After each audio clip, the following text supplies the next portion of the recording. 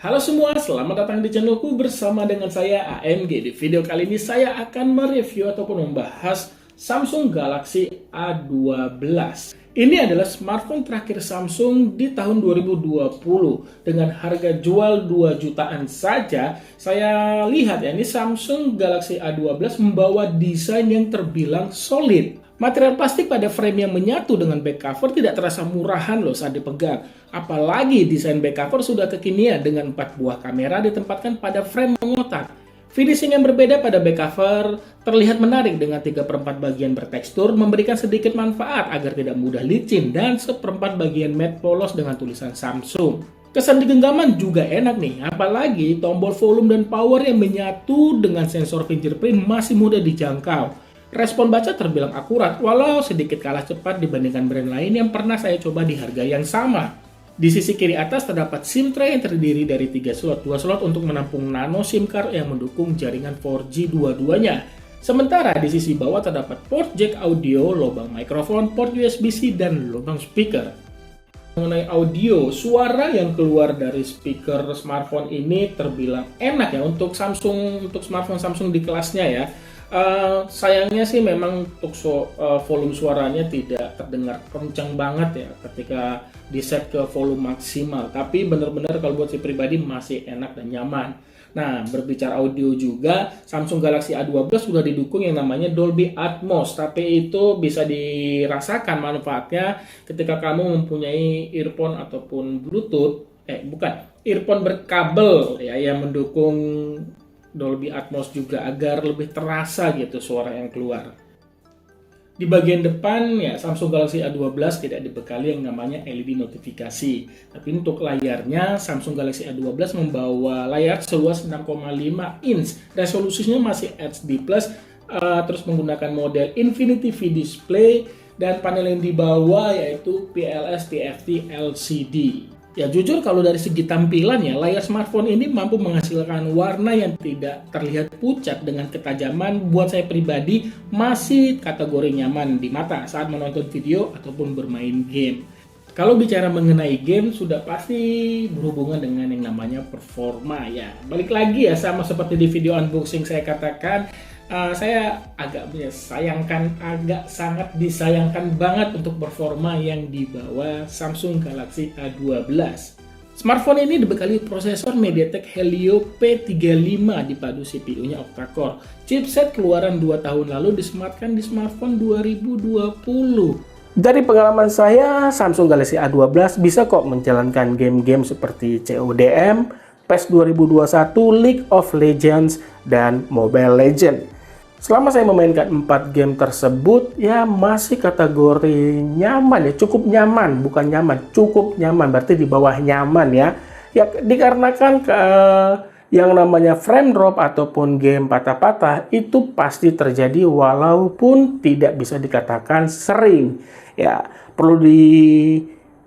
kalian tahu juga semua game tadi 4 game di atas itu masih terinstal di smartphone ini. Dengan kata lain, buat kamu yang mencari smartphone untuk bermain game khususnya game-game berat, Samsung Galaxy A12 jelas. Tapi untuk kamu yang pemakaian smartphone itu dalam kategori santai ya, seperti main game menengah ke bawah atau hanya bersosial media atau yang pekerjaan untuk mendukung pekerjaan kamu, ya, saya rasa smartphone ini cocok untuk kalian. Alasan lainnya yang membuat saya mengatakan smartphone ini lebih cocok buat kamu untuk mendukung segala aktivitas, mau belajar online plus tadi yang kerjaanmu di outdoor ya, yaitu pada kapasitas baterai yang terbilang besar, 5000 mAh. Ya, jujur ya, untuk daya tahan baterainya ini benar-benar sangat bisa diandalkan. Saya pernah menggunakan smartphone ini dengan bermain game di atas 3 jam nih ya. Samsung Galaxy A12 mampu menghasilkan screen on time hampir 6 jam lamanya. Sudah pasti untuk pemakaian santai, daya tahan baterai akan lebih lama. Pengalaman saya mampu menghasilkan screen on time 8,5 jam. Untuk pengisian daya baterai yang mengusung adaptif fast charging 15 watt, mampu memberikan waktu pengisian 3 jam dari 3 hingga 100% dan hampir 2,5 jam dari 13 hingga 100%. Sementara di bagian kamera, Samsung membekali 4 buah kamera beresolusi 48 megapiksel sebagai lensa utama, 5 megapiksel sebagai lensa ultrawide, serta masing-masing 2 megapiksel sebagai lensa makro dan depth sensor. Kamera depannya mengandalkan resolusi 8 megapiksel saja.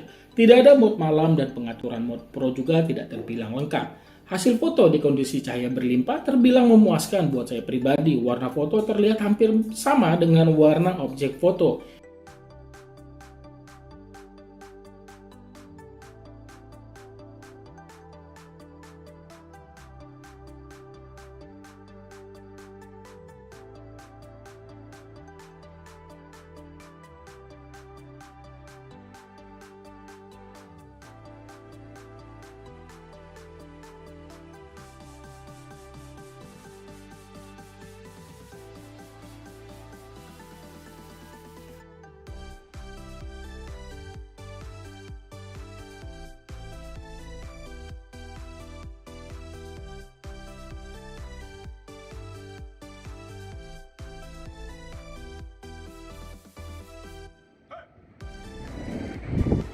Ini hasil perekaman video dari kamera belakang Samsung Galaxy A12. Untuk resolusinya sendiri hanya mentok di Full HD 30 frame per second. Begitu juga pada kamera depannya ya. Dan untuk perekaman video juga tidak disematkan yang namanya EIS untuk meredam goncangan ketika merekam.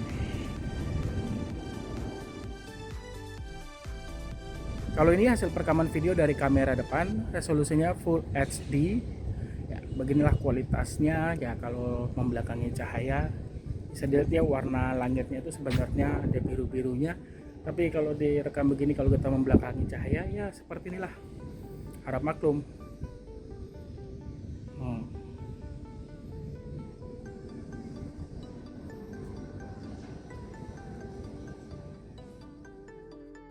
Info lainnya, Samsung Galaxy A12 ini menggunakan tampilan antarmuka One UI versinya itu 2.5 dan berjalan pada Android 10. Ya, kesimpulan dari saya sih ya, dengan harga mulai 2,4 jutaan ya, Samsung Galaxy A12 ini membawa banyak keunggulan, mulai dari desainnya tadi saya bilang solid banget dan enak banget, kesannya tidak murahan, lalu kapasitas baterai yang besar, kamera yang terbilang oke. Ya balik lagi yang sangat saya sayangkan yaitu di performanya ya. Kedepannya saya harap Samsung bisa memberikan performa yang lebih keluaran terbaru lah ya untuk smartphone mereka di kelasnya, khususnya di harga 2 jutaan.